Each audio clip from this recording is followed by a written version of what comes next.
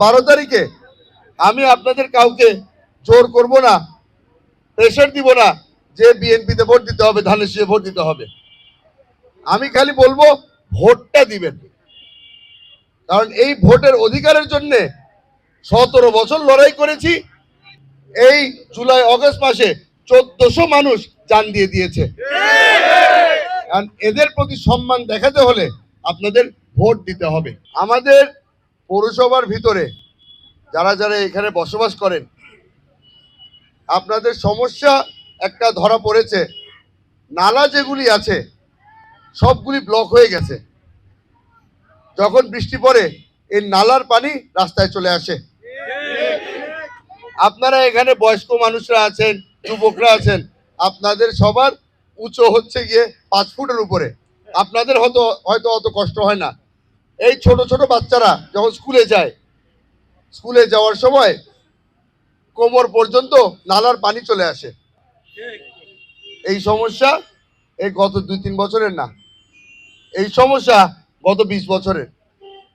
আপনারা বহুবার কমপ্লেন করেছেন, প্রশাসনের কাছে গেছেন, আপনাদের আগে যে এমপি ছিল তার কাছেও গেছেন, কোনো সাড়া পাননি। সাড়া পাবেন কেন?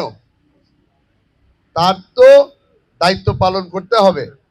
প্রতি 5 বছরে এসে দায়িত্ব না পালন করলে ভোট তো পাবে না। এমন ভোটের যখন প্রয়োজন নাই, দায়িত্ব নিয়ে লাভ কি? নতুন বাংলাদেশে আশা করছি গণতন্ত্র ফিরে এসেছে। 12 তারিখে বুঝতে পারবো, 12 তারিখে বুঝতে পারবো আসলেই গণতন্ত্র ফিরে এসেছে কিনা। কারণ 12 তারিখে আমি আপনাদের কাউকে জোর করব না, প্রেশার দিব না যে বিএনপিতে ভোট দিতে হবে, ধানের শীষে ভোট দিতে হবে। আমি খালি বলবো ভোটটা দিবেন, কারণ এই ভোটের অধিকারের জন্য 17 বছর লড়াই করেছি। এই জুলাই আগস্ট মাসে 1400 মানুষ জান দিয়ে দিয়েছে। কারণ এদের প্রতি সম্মান দেখাতে হলে আপনাদের ভোট দিতে হবে। কারণ আমি একটা দলের প্রার্থী, আমি আপনাদের থেকে লুকাচুরি করব না। আপনিও জানেন, আমিও জানি।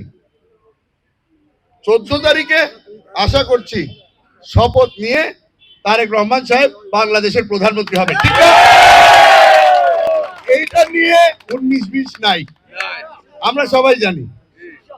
আর প্রশ্ন হলো, উনি যখন শপথ নেবেন আপনারা কি আমাকে তার পাশে রাখবেন কিনা?